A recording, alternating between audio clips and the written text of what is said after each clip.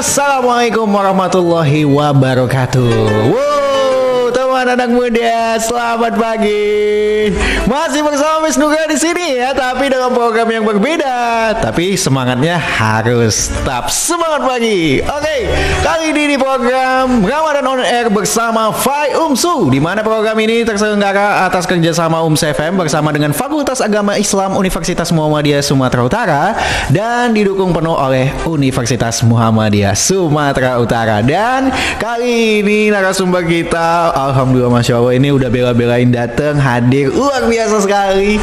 Aura positifnya terpancar dan semoga bisa terbagi untuk kita semua di pagi hari ini. Kita sapa dulu ya narasumber kita, yaitu ada Ibu Dr. Rizka Harfiani SPDI MPSI selaku Kepala Prodi Pendidikan Agama Islam Fakultas Agama Islam Universitas Muhammadiyah Sumatera Utara, dan beliau juga merupakan anggota BAN PAUD PNF Sumatera Utara. Assalamualaikum Ibu Rizka.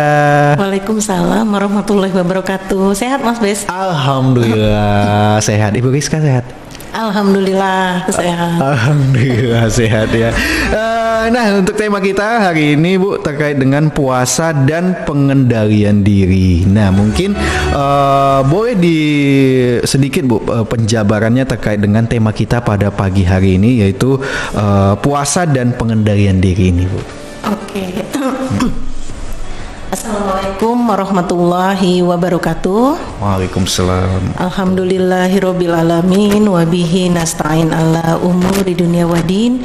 Wassalatu wassalamu ala asrofil anbiya'i wal mursalin wa ala alihi wa sahbihi ajmain. Amma ba'du.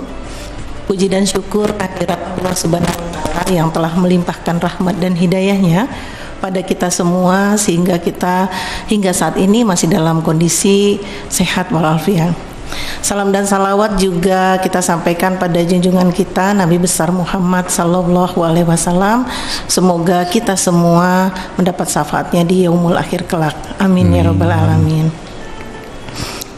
Para teman-teman baik tua maupun muda mungkin ya yang pendengar setia UMSU Radio dimanapun berada ya, baik yang dalam perjalanan, mungkin yang sedang membawa kendaraan, sedang bekerja, atau sedang santai di rumah lah sambil mendengarkan siaran Ramadan On Air nih dari UMSU Radio ya.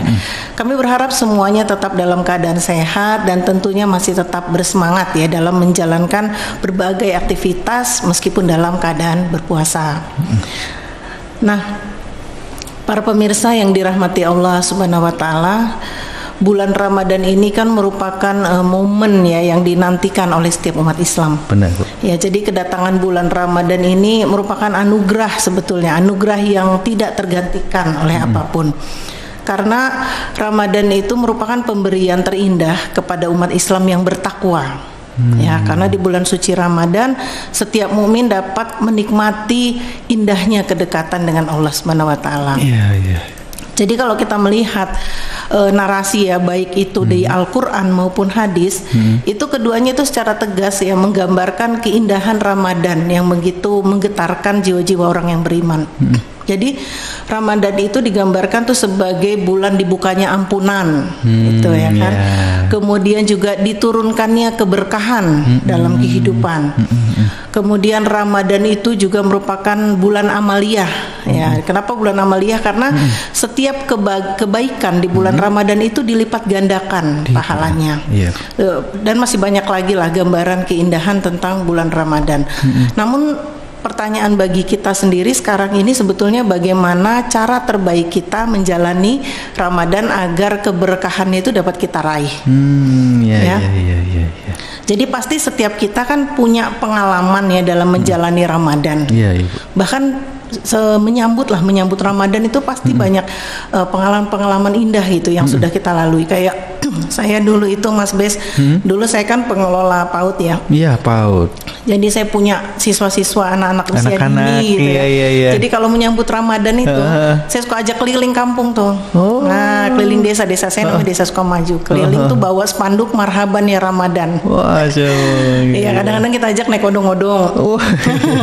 Naik odong-odong keliling, kita setel lagu kuat-kuat yang marhaban ya Ramadan gitu. Marhaban ya Ramadan gitu. Jadi benar-benar kita ajarkan anak dari sejak usia dini itu bagaimana dia begitu gembiranya menyambut Ramadan. Ya, jadi gembita bulan Ramadan tuh kita mulai tanamkan gitu sejak usia dini. Iya, iya, iya. Jadi kalau di kampung-kampung itu biasanya Ramadan itu dimeriahkan ya bukan hanya dengan bentuk peribadatan saja di masjid-masjid, tapi juga diramaikan dengan kontes-kontes budaya kan, ada pawai yang Ramadan, kemudian ada tadarusan, benar. ya sedekah, tak kirim-kirim takjil ke masjid, gitu kan. Kemudian kalau sahur dulu zaman saya kecil tuh ada tuh ya model kentongan ya, sahur bangunin sahur itu kan ya kan? benar-benar menyenangkan gitu ya, pagi keliling benar-benar menyenangkan gitu ya. Walaupun sekarang mungkin agak berkurang ya. Agak berkurang sih memang. Bahkan tadi aja ada berita yang ibaratnya kayak nggak senang gitu karena ribut gitu, bawa parang ke masjid. La ilaha illallah. Itu dia. Iya, memang dulu saya tinggalnya di kampungnya itu saya daerah Bogor.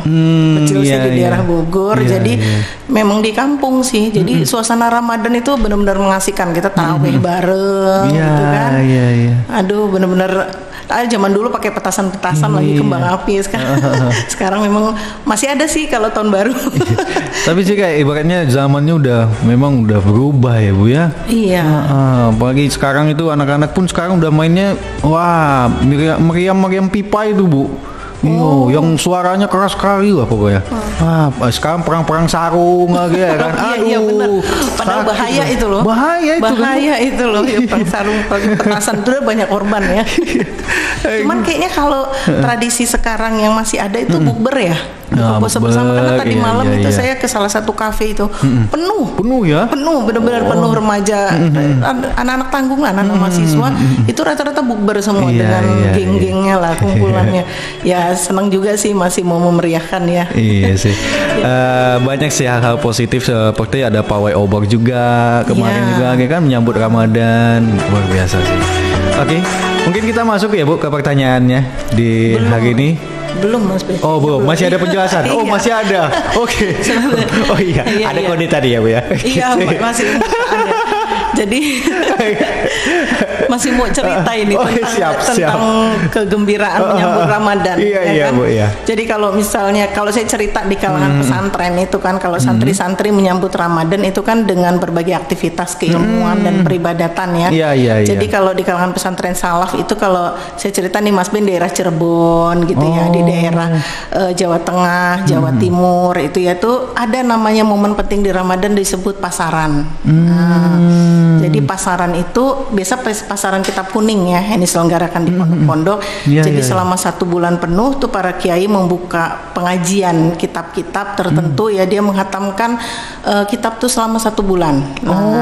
Santrinya itu milih, mau milih dia mau menghatamkan yang mana. Jadi itu disebut pasaran. Jadi kalau di kalangan sufi itu sendiri Ramadan itu memang sering diisi dengan meningkatkan intensitas ibadah. Jadi mereka mengisi Ramadan tuh dengan kualitas dan kuantitas ibadahnya yang lebih dibandingkan hari-hari biasanya. Jadi puasa itu dimaknai sebagai gerakan jiwa dan ruh itu secara bersama dalam mengekang hal-hal yang menjauhkan diri dari ketakwaan. Nah, jadi para sufi itu puasa itu biasa dihubungkan dengan kategori, yaitu kategori makbul dan mabrur. Itu Mas Bes. Gitu. Iya baru dapat dia ya. Oke Bu. Terkait dengan tema ini berarti kalau mungkin sedikit bertanya, berarti Ibu waktu masa remaja kecil itu di Bogor berarti ya Bu ya? Iya. Iya daerah Bogor ya. Sampai taman SMA saya Bogor terus pindah ke Jakarta. Taman SMA Jakarta baru kuliah S1 di USU. Iya. Pokoknya udah manggang buana ya Bu ya. Luar biasa perjalanannya seorang Ibu Dr. Rizka ini. Baik, mungkin Bes langsung bertanya Bu terkait dengan tema kita puasa dan pengendalian diri. Nah, mungkin boleh dijelaskan apa sih maksud dari puasa makbul dan mabrur? Sejauh ini ya jujur aja kalau Bes taunya haji itu yang mabrur atau gimana gitu kan. Nah, itu kan.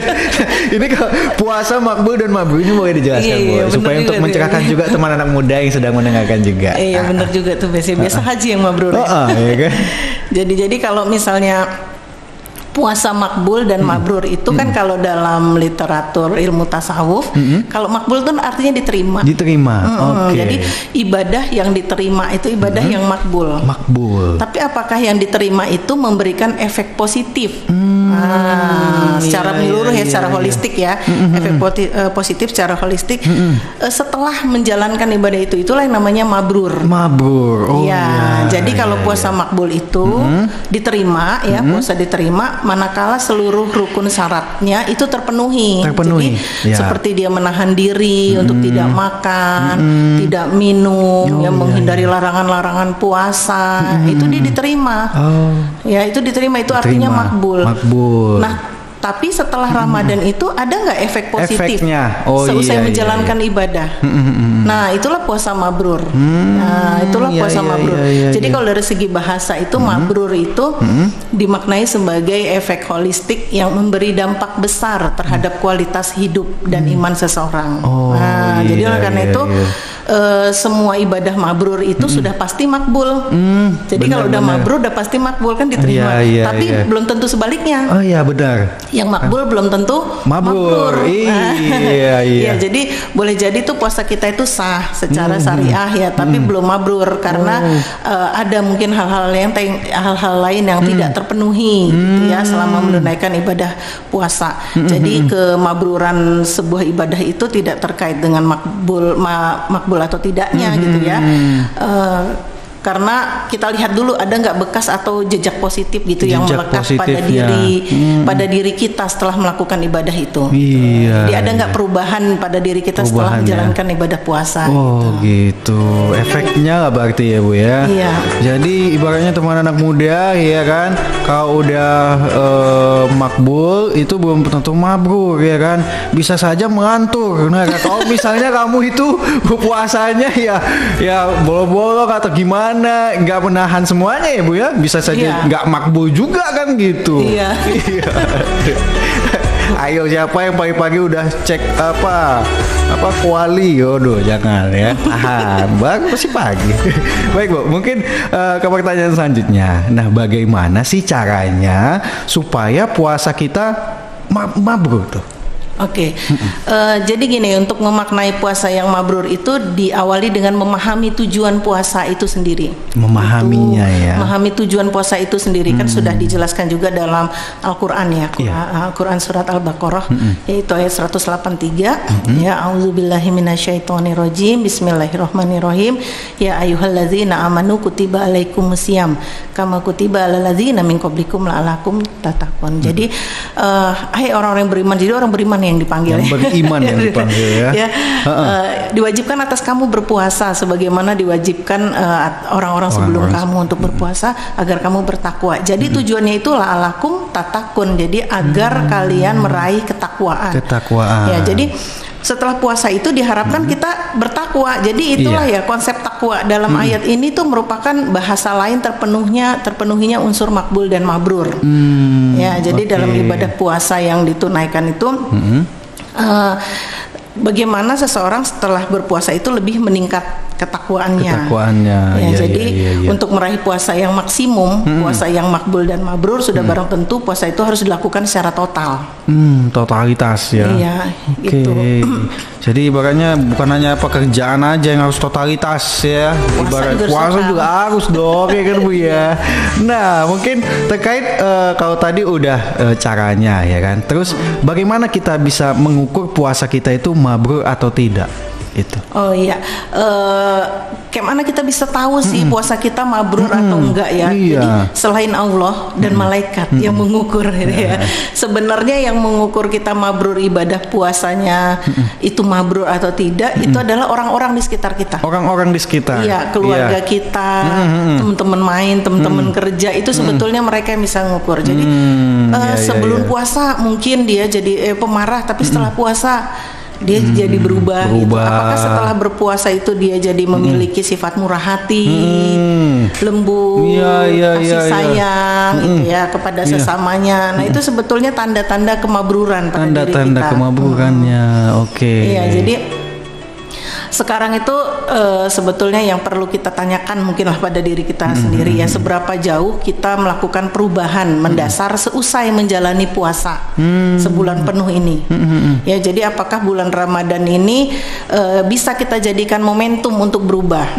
Ya, benar, jadi bagaimana kita mampu merubah kebiasaan-kebiasaan buruk kita seusai Ramadan. Jadi memang kan ada sih banyak orang dia konsisten ya, dia bisa mengendalikan diri, dia bisa mengontrol penuh segala perbuatan tindakannya, dia juga bisa menghindari diri dari dosa, kesalahan, yaitu sebetulnya dia merupakan cermin orang yang mampu mengendalikan diri dan baik. Ya, jadi pada bulan Ramadan ini begitu kita mengucapkan niat berpuasa ya, nawaitu sama godin anandri fardusari maduna sanatri, sebetulnya begitu baca niat itu awal seseorang mulai sebuah proses pengendalian diri secara menyeluruh. Oke, dengan niat yang sungguh-sungguh dia ya. Oke. Berarti kalau untuk mengukurnya berarti dilihat dari orang yang melihat kita seperti apa itu efek dari puasa itu ya. Ibaratnya yang awalnya mungkin emosi, setelah Ramadan makin emosi berarti nggak mabur ya. Nggak mabur. Cara gampangnya melihat gitu lah. Cara gampangnya melihatnya seperti itu. Jadi ibaratnya bukan kita sih yang menilainya tapi orang ya. Iya, betul. Jadi bukan kita misalnya mengumbar, aku puasaku full loh, tak ada harus kumpul gitu kan. Tapi orang lain melihatnya ya. Kadang kita kan merasa begitu ya. Mungkin saya sudah Ramadan sudah berubah, saya mau berubah lebih baik. Perasaan kita, tapi bagi orang kan belum tentu. Iya, benar. Kadang sih kita apalagi misalnya di bulan suci Ramadan ini kan ibaratnya ketika misal ini udah nggak kerasa ya, udah 2 minggu gitu kan, terus kayak sedih gitu meninggalkan Ramadan karena ibaratnya ya dalam setahun cuma sekali kan gitu kan. Itulah mungkin salah satu efek dari ketika komitmen untuk menjalankan ibadah puasa ini ya Bu ya. Iya. Jadi terkait puasa ini kan Mas Bes ya, puasa dan pengendalian diri itu saya ada membaca buku ya karya Profesor Dr. Kiai Haji Nazaruddin Umar. Nah, itu dia merupakan imam besar dari Masjid Istiqlal. Itu judulnya Kontemplasi Ramadan. Jadi dia di sana menyatakan 4 hal pengendalian diri puasa. Jadi ada memuasakan pikiran, memuasakan penglihatan, memuasakan penciuman, kemudian juga menanamkan rasa malu atau al-haya. Wah, mungkin kita akan bahas lebih lanjut lah ini. Boleh ditanya itu. Tapi Bu, Bes boleh pinjam bukunya Bu? boleh. Oke deh teman anak muda, kita break dulu ya. Karena perbincangan kita ini sangat menarik. Mudah-mudahan buat teman anak muda yang sedang menjalankan ibadah puasanya bisa mengendalikan dirinya juga. Dan insya Allah puasanya makbul dan mabrur. Jangan kemana-mana, tetap stay tune terus dalam program Ramadan On Air bersama Fai Umsu. Umsu FM.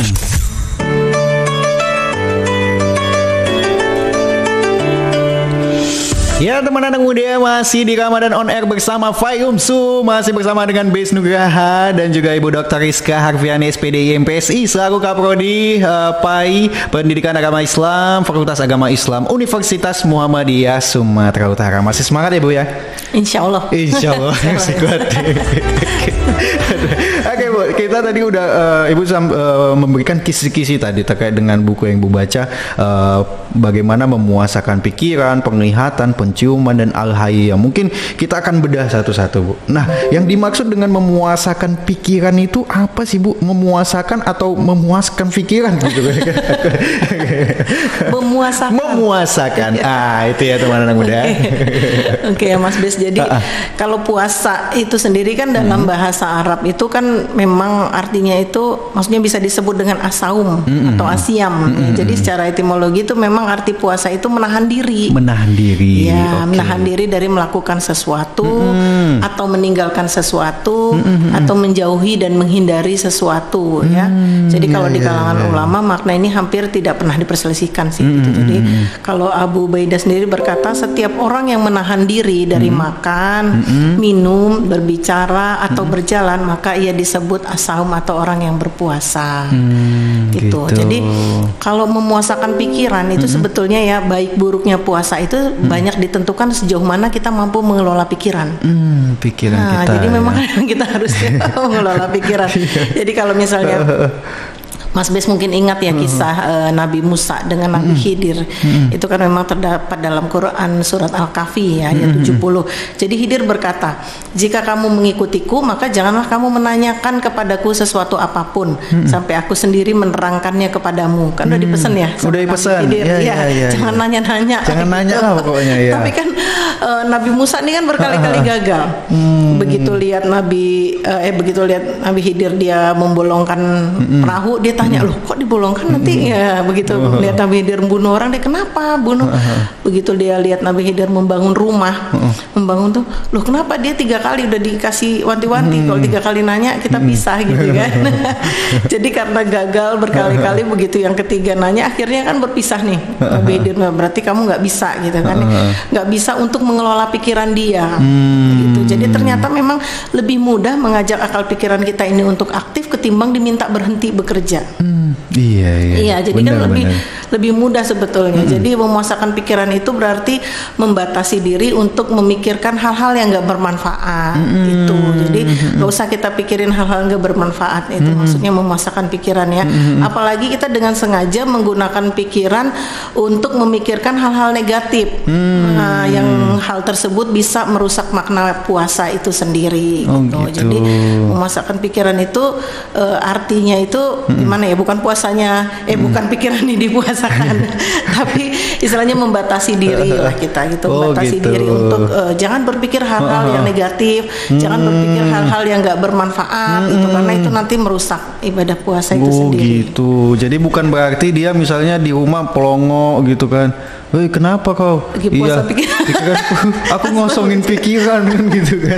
Wah dia gitu bukan ya Bu. Tapi ibaratnya mindset diubah, yang dulunya mungkin berpikiran yang buruk-buruk dihilangkan gitu ya Bu ya. Oke. Itu dia memuasakan pikiran. Nah, kalau untuk memuasakan penglihatan itu apa sih Bu? Memuasakan penglihatan itu maksudnya menahan diri untuk tidak melihat atau menyaksikan sesuatu yang nggak pantas untuk dilihat. Iya. Jadi hal-hal yang nggak pantas dilihat nggak usah dilihat. Nggak usah dilihat. Ya. Jadi kalau dalam Al-Quran sendiri itu di Quran surat An-Nur ya ayat 30 ya, di situ katakanlah kepada orang laki-laki yang beriman, hendaklah mereka menahan pandangannya dan memelihara kemaluannya. Yang demikian itu adalah lebih suci bagi mereka. Sesungguhnya Allah Maha mengetahui apa yang mereka perbuat. Itu banyak laki-laki kali ya suruh nahan pandangan. Iya mungkin ya. Jadi orang yang memelihara pandangannya itu dari segala hal yang merusak pahala ibadah puasa itu biasa disebut dengan waro. Iya, jadi waro itu artinya orang-orang yang berusaha menghindari segala macam hal yang bisa membutakan mata dan telinga batin mereka. Itu dia waro. Gitu. Jadi memuasakan penglihatan itu berarti menghindari dan menjauhi hal-hal yang diharamkan dan dilarang oleh Allah Subhanahu wa taala. Oke. Itu penglihatan. Nah, penciuman Bu, itu gimana sih Bu memuasakan penciuman itu? Ya kan? Mungkin boleh dijelaskan Bu. Nah, kalau memuasakan penciuman itu ya bukan hanya berarti memuasakan penciuman terhadap bebauan yang bersifat fisik ya, seperti harum parfum, aroma makanan, baunya kotoran misalnya, bukan hanya itu ya, tapi lebih dari memuasakan penciuman panca indera gitu. Jadi contohnya misalnya contoh secara lahiriah aja ya. Contohnya misalnya orang yang perokok, dia kan begitu mencium aroma rokok tuh rasanya langsung pengen berimajinasi kepingin ngerokok. Iya. Terus orang yang mencium aroma makanan minuman favorit dia, aduh ini makanan favoritku nih enak banget nih kalau makan, jadi imajinasinya melayang. Atau mencium wangi parfum, waduh nih parfumnya nih bener-bener kan kita langsung kemana-mana imajinasinya. Nah itu memang ada orang-orang tuh yang sensitif ya, sensitif terhadap aroma. Jadi sebaiknya menjauhkan diri dari hal-hal yang memantik itu ya. Itu memantik niat zina istilahnya. Jadi kalau dalam Al-Quran itu di surat Al-Isra ya ayat 32 itu, janganlah kamu mendekati zina. Sesungguhnya zina itu adalah suatu perbuatan yang keji dan suatu jalan yang buruk. Nah jadi di Quran itu juga sudah dijelaskan bahwasanya termasuk zina juga bagi orang-orang yang penciumannya sensitif jika berimajinasi. Jadi itu kan mendekati zina. Begitu Roma ini dia berimajinasi lain. Dia. Itu sebetulnya ya mendekati zina. Zina, ya, oke. Jadi harus dipuasakan juga. Dipuasakan ya. Waduh. Nah, terkadang kepikir Bu, misalnya gini, ada orang kan gitu kan, dia lagi di jalan, terus nengok orang lagi minum, terus cerita sama temennya, ih enak kali lah dia itu minum ya, puasa-puasa gini gitu lah kan. Berarti belum memuasakan penglihatan berarti ya. Oke. Iya. Banyak kali pengendalian dirinya. Banyak ya Bu ya. Oke. Itulah yang menuju mabrur itu ternyata sulit juga ya Bu ya. Ibaratnya efeknya dari itu nanti ya. Nah, tadi Ibu juga sempat menjelaskan tentang al-hayya. Nah, itu boleh diceritakan apa sih Bu yang dimaksud dengan al-hayya itu? Iya, nah untuk pengendalian diri yang keempat ini kita al-hayya itu artinya menanamkan rasa malu. Iya, jadi berpuasa itu juga nggak bisa lepas ya dari aktivitas pengendalian rasa malu. Oh iya. Nah, bahkan kalau ulama tasawuf itu mengatakan bahwasanya orang yang tak punya rasa malu itu sama dengan mayat berjalan. Oh. Man la yahya la hayata lahu. Berjalan ya. Iya. Jadi orang nggak punya rasa malu itu sama seperti mayat yang berjalan gitu katanya. Jadi kekuatan rasa malu atau al-hayya ini merupakan kriteria untuk mengukur apakah puasa seseorang itu mabrur atau tidak. Nah, jadi ini juga merupakan salah satu alat ukur ya. Jadi kan banyak tuh ya hadis-hadis yang terkait dengan penanaman rasa malu. Ada yang wal haya'u syabatu minal iman, artinya malu itu adalah salah satu cabang dari iman, yaitu hadis dari muttafaq alaih ya. Kemudian juga dari Abu Mas'ud ya, Uqbah bin Amr, dia berkata Rasulullah tuh pernah bersabda, sesungguhnya salah satu perkara yang telah diketahui oleh manusia dari kalimat kenabian terdahulu itu adalah jika engkau tidak malu maka berbuatlah sesukamu. Tuh hadis riwayat Bukhari. Jadi kalau misalnya nggak malu ya udah berbuat aja suka hatimu kan gitu. Gitu ya. Ya, kemudian ada lagi satu ya. Inalikuli dinin khuluqul islami hayya. Jadi sesungguhnya setiap agama itu memiliki akhlak dan akhlak Islam adalah malu. Nah, jadi malu itu merupakan akhlak Islam. Jadi orang Islam tuh memang harus punya malu. Punya malu ya. Itu hadis riwayat Ibnu Majah gitu. Jadi kalau apa sih misalnya contohnya gitu ya? Contohnya Bu, iya. Malu ya, contohnya misalnya kita malu bila melanggar agama. Orang puasa kita nggak puasa, orang sholat kita nggak sholat, malu dong kan malu, gitu. Orang sedekah kita nggak sedekah, masa kan gitu kan malu. Kemudian malu jika melanggar hukum, hukum aturan. Ya, kita kan orang ada juga sih yang cuek ya dengan peraturan nggak mau, tapi kita punya rasa malu untuk melanggar aturan atau malu jika melanggar etika. Jadi etika. Jadi kalau misalnya kalau Allah hendak membinasakan seorang hamba, maka dia akan mencabut rasa malu darinya. Ya, apabila rasa malu telah dicabut darinya, maka kamu akan mendapatinya dalam keadaan yang sangat dibenci. Itu hadis riwayat Ibnu Majah juga. Jadi lengkap ibaratnya ya Bu ya, dengan di bulan puasa ini pengendalian dirinya itu sangat komplit ya, terkait dengan memuasakan pikiran, penglihatan, penciuman, dan menanamkan rasa malu itu. Waduh. Jadi buat kamu teman anak muda, kalau kamu mau menerapkannya ya memang harus dengan sungguh-sungguh ya. Jangan kamu yang mau instan aja. Ya kan, memuasakan pikiran kamu kosongkan pikiran kamu, memuasakan penglihatan kamu tutup aja mata kamu. Kamu memuasakan penciuman kamu pakai apa? Jepitan jemuran, penciuman kamu tutup kan gitu kan. Lengkap semua kamu buat seperti itu. Nah, salah ya Bu ya. Tapi banyak hal-hal yang harus kita pelajari. Dan mudah-mudahan puasa kita bisa menuju menjadi puasa yang makbul dan mabrur juga ya Bu ya. Amin. Nah, mungkin terkait dengan puasa nih Bu, ya, adakah jenis puasa lain itu yang mungkin bisa Ibu jelaskan? Bu? Sebetulnya ada juga sih jenis puasa lain yang penting ya. Itu namanya puasa bicara. Nah, puasa bicara. Gimana lagi ya bisa bicara? Iya. Kalau saya penyiar Bu, saya diam aja Bu.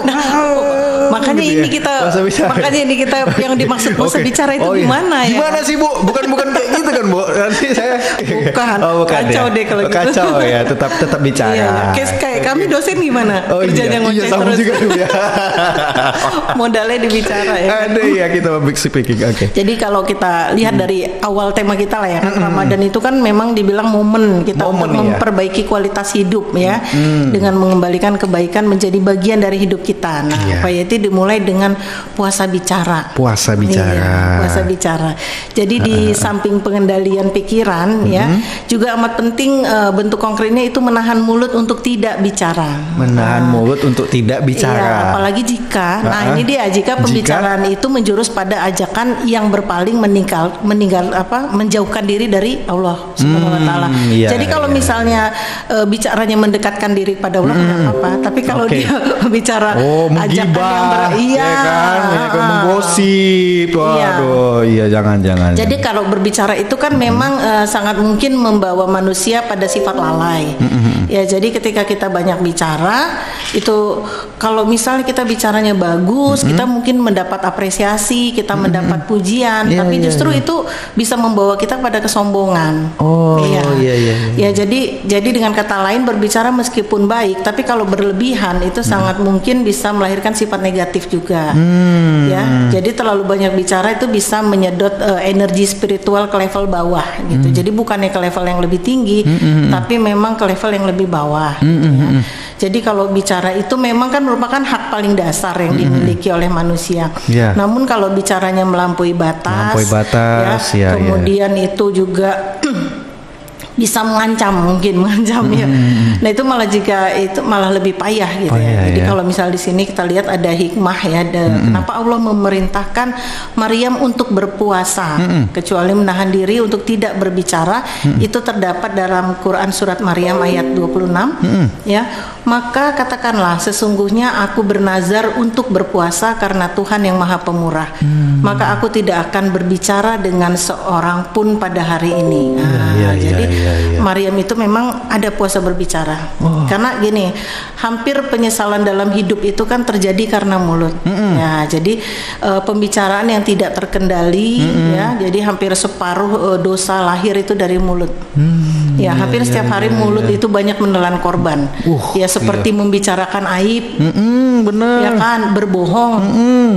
Mengumpat, mengungkit, menyindir, memfitnah, ya kan, mengkritik berlebihan juga tuh Mas Bes, mengutuk, memaki, berkata kotor dan keji, bercanda berlebihan, kan, guyon-guyon berlebihan ya, mengejek, menertawakan, seneng orang berita ditertawakan, itu mulut juga tuh, menyebar rahasia, ini rahasia jangan bilang ya woi, tapi bilang lagi ya woi, terus kita mengumbar amarah, bukan mengungkapkan amarah, menghujat, menghasut, mengadu domba, kok saya panas ya, panas.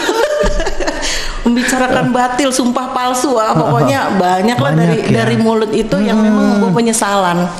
Ya, kadang kan kita kalau udah marah udah apa tuh kan ada juga jadi nyesel. Benar.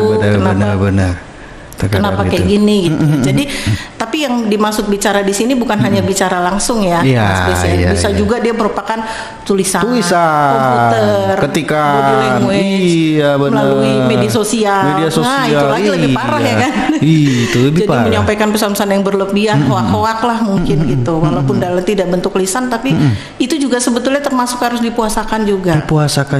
Ya Bu ya. Waduh, tapi kok misalnya ibaratnya puasa bicara secara verbal, misalnya langsung gitu kan, ibaratnya rekam jejaknya kan mungkin bakal hilang gitu kan. Tapi kan kalau misalnya di media sosial kalau nggak dihapus bakal terus ada tuh kan, misalnya dia yang menghujat, mengapa kan gitu. Makanya ada undang-undang IT sih. Undang-undang IT juga ya Bu. Nah selain itu ada puasa yang lain lagi nggak Bu? Nah ini kalau dari Abu Hurairah radhiyallahu anhu, dia berkata ya, Rasulullah itu bersabda, barang siapa yang beriman kepada Allah dan hari akhirat, maka hendaklah ia berkata benar atau lebih baik diam. Ini hadis riwayat Bukhari, ini hadis sahih kan. Ya, benar. Jadi kita kalau ngomong yang benar-benar aja gitu ya. Kalau enggak ya lebih baik diam. Diam, gitu. Benar. Jadi hadis ini itu merupakan suatu ajakan Islam ya, yang menyelaraskan iman dan ucapan.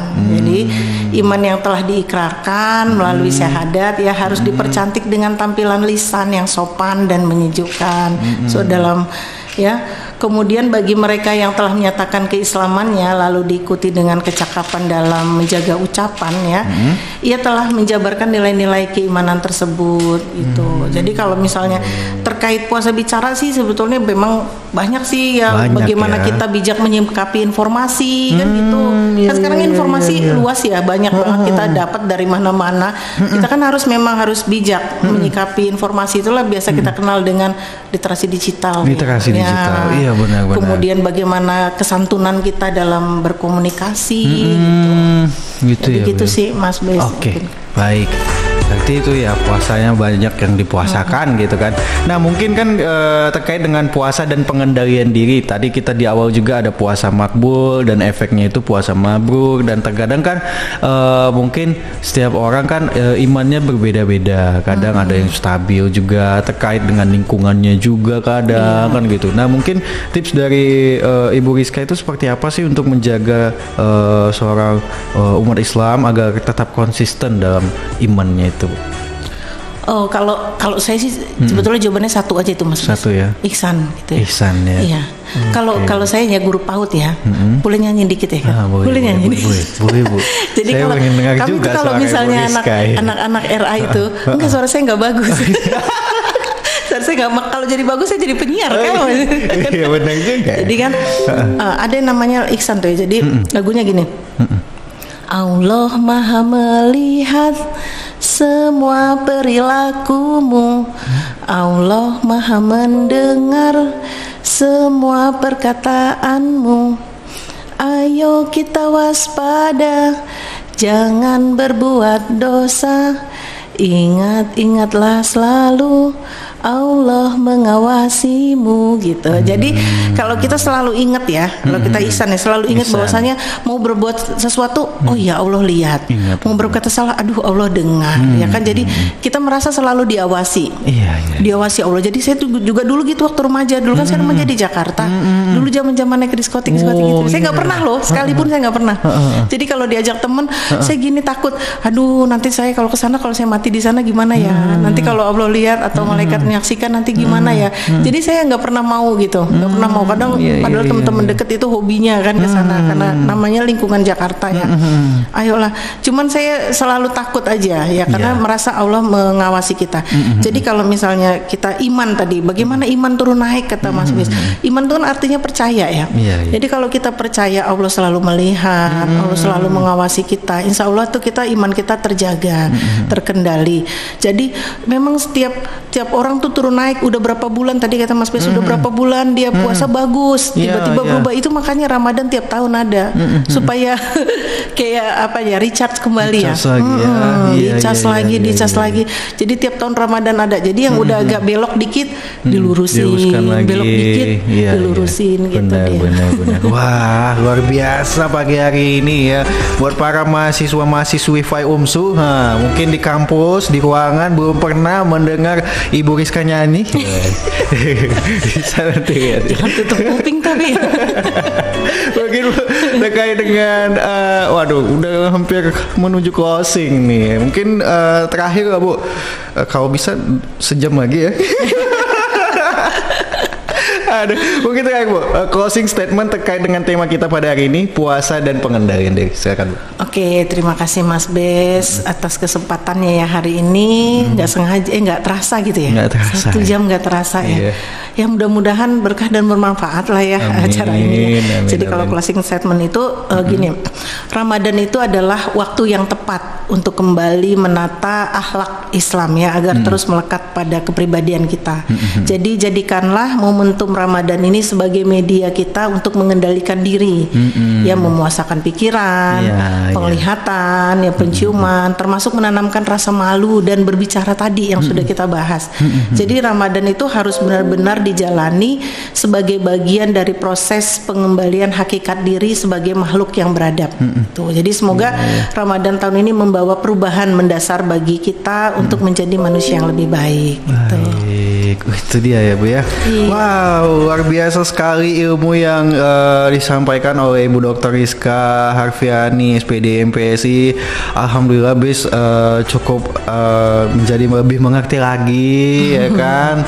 Yang sama ini jujur aja Bu, bes taunya mabrur itu haji kan gitu kan. Ternyata puasa mabrur, efek dari itu semua ya. Terima kasih buat Ibu Dr. Rizka atas kehadirannya di Iya, Om terima FM. kasih juga buat Mas Bes ya. Sebetulnya enak juga jadi penyiar ya. Banyak informasi terus masuk ya Mas Bes ya. Ya. Saya juga sering lah dengar Muslim Radio itu di radio ya. Oke, Jadi terima di kasih. mobil ya saat mengendara itu senang gitu. Jadi oke lah, terima kasih Mas Bes. Terima kasih juga mungkin untuk para pendengar ya, pendengar setia Umsu Radio. Ya. Terima kasih sudah setia ya bersama Umsu Radio mendengarkan berbagai macam acara-acara yang berkualitas lah pastinya. Ya mohon maaf mungkin ada kesalahan, pada Allah saya mohon maaf, ampun.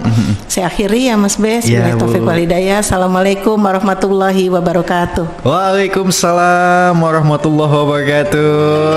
Nah, teman anak muda, itu dia ya perbincangan kita di program Ramadan on Air bersama Fai Umsu. Insya Allah ilmu ataupun talk show di hari ini yang disampaikan oleh Ibu Dr. Rizka Harfiani SPD MPSI bermanfaat untuk kita semua dan bisa kita terapkan, dan semoga dengan tema puasa dan pengendalian diri pada hari ini kita bisa mengendalikan diri kita, puasa kita bisa makbul dan mabrur, dan kita bisa memuasakan semuanya, memuasakan pikiran, penglihatan, penciuman, dan merasa malu. Dan ketika kita ingin mericas lagi iman kita, kita selalu ingat kepada Yang Maha Kuasa, kepada Allah Subhanahu wa taala, bahwa Ia maha segalanya, maha melihat segala gerak-gerak kita ya. Kini saatnya Bis Nugra harus pamit. Semoga kita berjumpa lagi, diberikan kesehatan yang berkah, kesempatan yang berkah dari Allah Subhanahu wa taala, Wassalamualaikum warahmatullahi wabarakatuh.